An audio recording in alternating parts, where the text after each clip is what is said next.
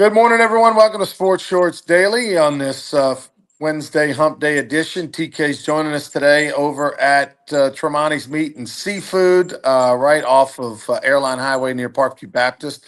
And I am Ronnie Rance over here at an undisclosed location presented by the Louisiana Sports Hall of Fame. We are less than a month away from our selecting our 2026 class. We'll announce it in the middle of September or early September.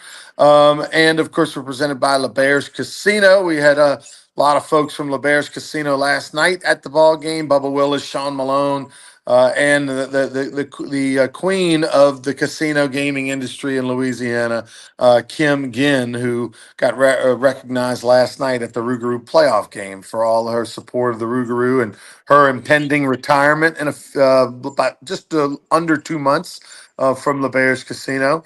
And of course, we appreciate everybody who was out at the ballpark last night, Tommy. We had nearly 700 fans for the Baton Rouge Rougarou, who took on the Acadiana Cane Cutters in game one of three in a best of three series we played last night in Baton Rouge. Tonight will be free ticket night over at Faubacker Field in Youngsville and Lafayette. So if you're interested, and you want to try it before you buy it, kind of thing, I guess. You go check out free game tonight, courtesy of one of the sponsors for the Acadiana King Cutters. That'll be 7 o'clock in Youngsville at a really nice ballpark over there, Faubacker Field. It's hosted state championships in the past and that sort of thing. But and then the winner of this series in Louisiana will be the Louisiana champs. We taking on the winner of the Texas series, which was Brazos and Victoria.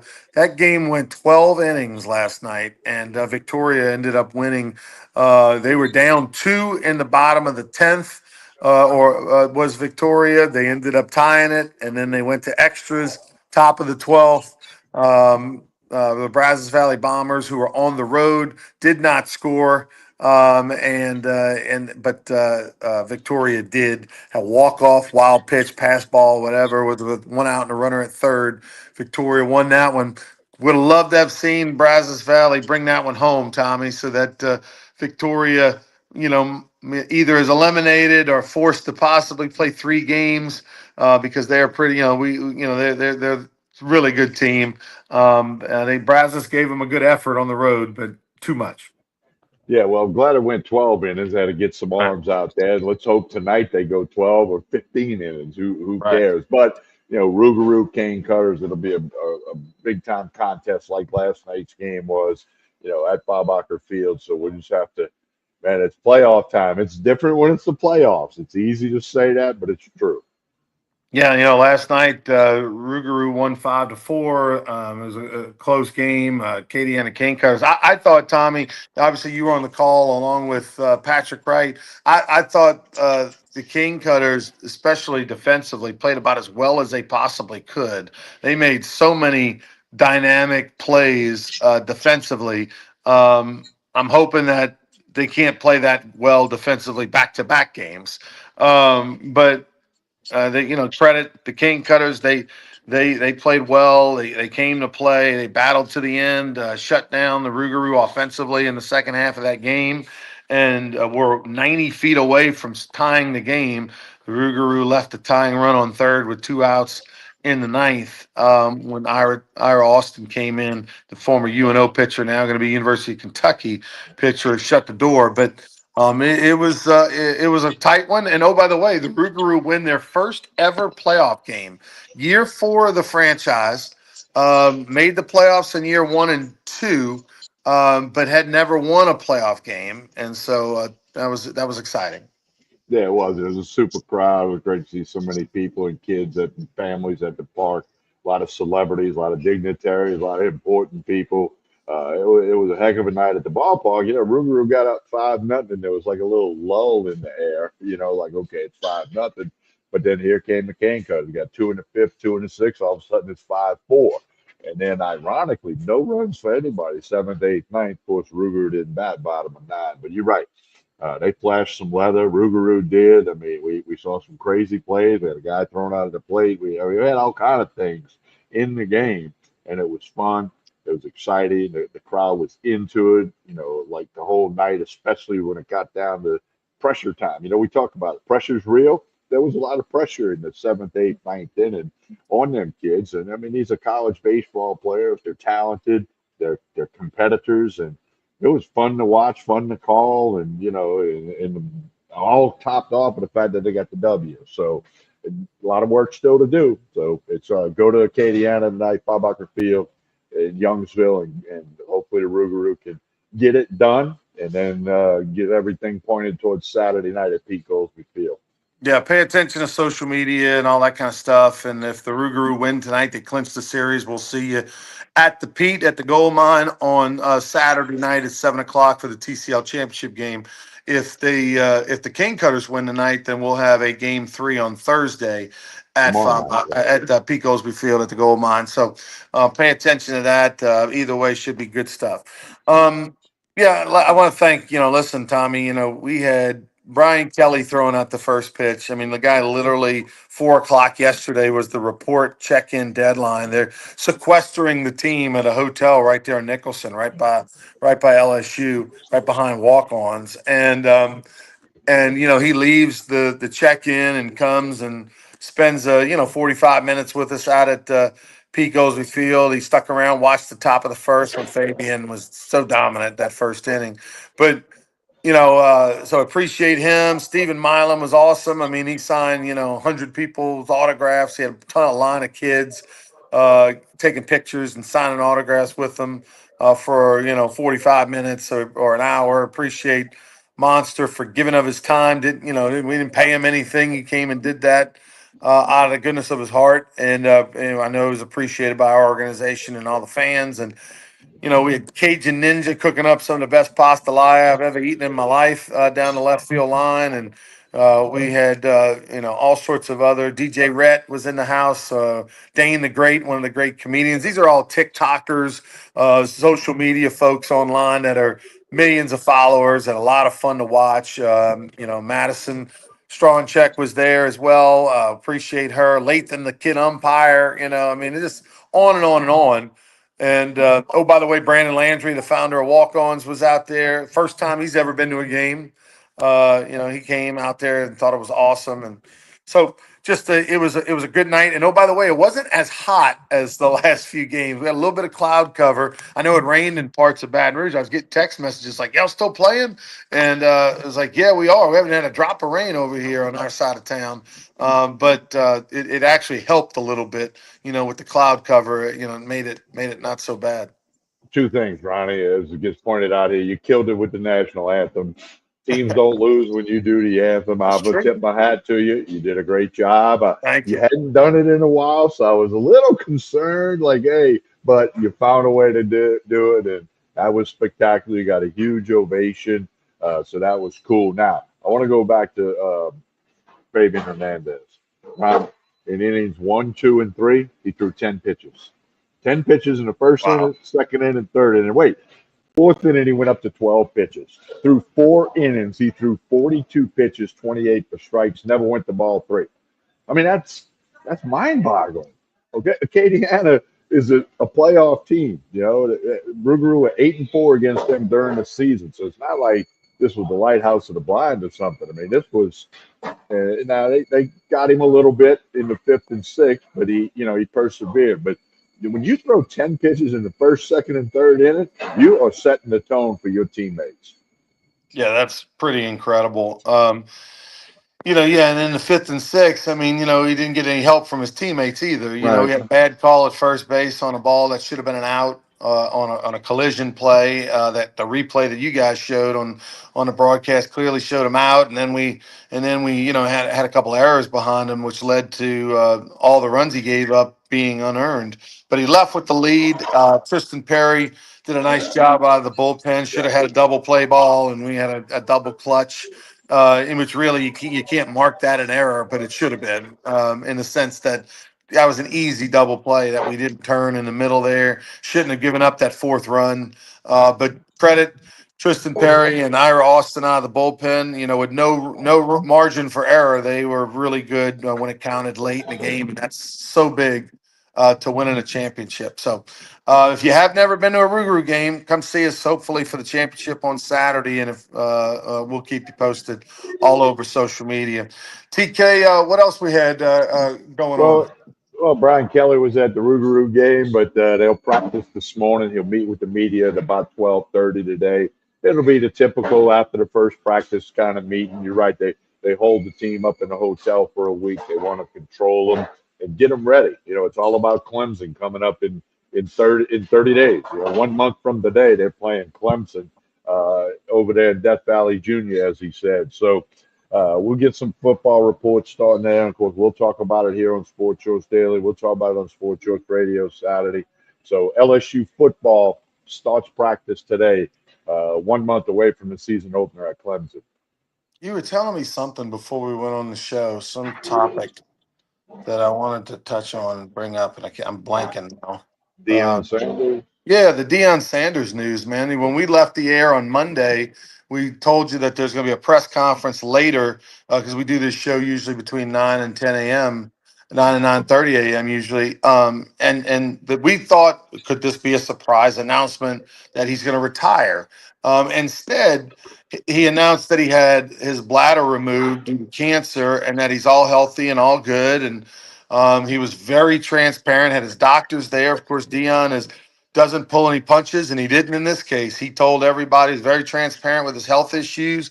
Kind of joked about how he's got to wear Depends, and he might see a portalette on the side of the, the sidelines, and was very transparent with what's going on and the challenges he faces and all that. I got to tell you, Tommy, I'm actually shocked that he's still coaching because I really thought, and there's a chance with his sons leaving, going pro, as close knit as he is, he coached them all his life and never really had another head coach. That maybe he, with all his money, that he might want to just retire and go watch them and just be a dad and cheer them on and that kind of thing. Instead, he's battling through all these surgeries. He said since 2021, I think he's had 14 surgeries, I believe was the number he said. Remember the issues he's got with his feet and legs and everything else. And so for him to fight through all of that, to still want to coach and to still have the desire and the drive to coach is pretty impressive. I got to tip my cap to him. Yeah, I mean, he's the ultimate competitor. I mean, keep in mind, this is a guy who played in an NFL football game on a Sunday afternoon and in a Major League Baseball World Series game that night, a helicopter ride. We remember that. So he's the ultimate competitor. I first saw Deion Sanders in the Winn-Dixie Challenge in the Superdome. It was Louisiana versus Florida. And he was playing for Florida State. And I remember being there. We heard about this guy. He could run, he could run, he could run, etc. That was the first time I became aware of Deion Sanders in the Superdome when he played baseball for the Seminoles. But no, I'm a little surprised he's still coaching. He's had blood clot problems. He's had two toes amputated. I mean, but it's in his blood. It's like, well, why does Mick Jagger go on stage and sing songs for the Rolling Stones? It's in his blood. Why did Ozzy do what he did 2 weeks ago? Because that's what they do. Well, Deion Sanders wants to be around football, and he's a head coach at Colorado, and that's what he's doing. And it'll be an interesting season because everybody's gonna focus on him. We'll see what else happens with that football team, but I got to tip my hat to him. It's a pretty, I don't know the word I'm looking for. It's a move that I didn't expect to hear. I didn't know what was going to happen with this press conference, the details. I knew it was about his health and situations and mighty coach. There were rumors he might have to coach in the press box. He may stop coaching. But hey, he's plugging forward, and I think it's an inspiration to a lot of people that you're going to get thrown a couple of curveballs in life, not just baseball, not just football, and it's what, like Skip Bertman always says, it's not what happens to you, it's what you do about it, and he's doing a lot about it, and I think it's going to inspire a lot of people. Really curious to see how Colorado is, without Shador at quarterback, veteran quarterback, one of the better quarterbacks in college football for sure. He's got an outstanding 5-star freshman, but he is a freshman, and so how does this program continue to build? Was it a one-hit wonder, two-hit wonder? While you got you Shador at quarterback, you get some pieces. I'm really curious to see how Colorado moves forward, and I'm just impressed that a guy who doesn't need it, he's got all the money he's ever going to want, need, and want. He could do a lot of other things, but the fact that he loves it, and look, for all his antics, for all of Deion Sanders' antics, to me, he reminds me a little bit of Glenn Cicchini, the Barb High baseball coach. Glenn Cicchini is a very in Lake Charles, Louisiana, who will be one day in the Louisiana Sports Hall of Fame. Glenn Cicchini is one of the greatest high school coaches ever in the country for baseball and in the state of Louisiana for sure. But he's very polarizing. You either love him or hate him kind of guy. And a lot of it's because of his antics, right? But if you know Glenn Cicchini and you know his heart and you know who he is as a man and what's important to him, I have all the respect for him, because he does it from a good place. He does it from he's a Christian man. He's a guy who loves his kids. He's a very loyal guy to his kids. He's going to fight for his kids. He's one of the. I mean, what he's done with that Barb High facility is unbelievable. The guy literally for 35, almost 40 years has just that thing is the greatest high school baseball facility in the state, that is made by his hands. Yeah, Live Oak High and Denham Springs High, and there's other schools that have Walker High now. They're putting in turf like next month. That's city money. This dude went out there and fundraises hundreds of thousands of dollars every year and has done that for 35 years. I mean, it's incredible what he's done. But there's some people that they see his antics. He's way over the top, with his antics. Sometimes he'll run the home plate and high five his teammates, his players when they hit a homer, and that rubs people wrong and all that kind of stuff. He'll talk a little trash, but he's a good person. And I think Dion's the same way. He's got a lot of antics. He can wear the glasses and talk smack, and sometimes be a little too this or that for people to kind of rub you wrong. But his heart is pure in the sense that he's doing it for the right reasons, and he coaches old school and he promotes old school, ways of doing it. The ways that he did it and the ways that other people did it 30, 40, 50 years ago. I respect the guy. Well, I got a lot of respect for Jaquini. Got to know him over the years, and he's the only coach in the history of baseball. I'm gonna make a statement here. Only coach in the history of baseball whose wife threw batting practice for 20 years. Let that sink in. His Yeah. wife threw batting practice. She stopped a few years ago, but for about 20 years, his wife threw batting practice to his players, not just his sons, but to all the players, and was a key part of that Barb program. And they turned out so many good players, so many good teams, and you're right. He's on his way to the Louisiana Sports Hall of Fame, no doubt. Oh, by the way, both his sons were drafted. I think one. I don't know if they both played in the major leagues. I know one did. I think I they might know have one both. got up with the Red Sox. Yeah, I'd but have to check on the other, but no, they were two good ball players. yeah, it's pretty incredible. All right, TK, tell us about Tremonti's Meat and Seafood. Well, you get their great hamburgers at Rougarou games, but you can get it today for lunch. Dine in or to go, $6.99 burger and fries. That's the deal every Wednesday here at Tremonti's. Football season's around the corner. They can help you with all your tailgating and your home gating needs, whatever party needs. They can cater for you. They can do it all at Tremonti's Meat and Seafood. Really need you to check them out on Jefferson Highway, right down the street from Parkview Baptist Church and School. Catering's available, everything you need for the football season, high school football, college football, the Saints in the NFL. They've got it all at Tremonti's Meat and Seafood, not to mention all the wine, the bourbon, the vodka, the tequila, high-end stuff. We got some regular stuff, got some high-end stuff. Tremonti's Meat and Seafood here in Baton Rouge. You need to check them out. Big sponsors of the Rougarou. Hey, like and share this show no matter where you're watching it, whether it's on Facebook, YouTube, or X. Like and share this show. That helps out the whole cause. We appreciate it. Rougarou on the road tonight. They will be home tomorrow night if they lose tonight. So you got to connect on social media, fire it up late tonight, early in the morning to see if there's a home game tomorrow night, Thursday. Rougarou win tonight. They play for the Texas Collegiate League Championship on Saturday night at P. Colesby Field here in Baton Rouge.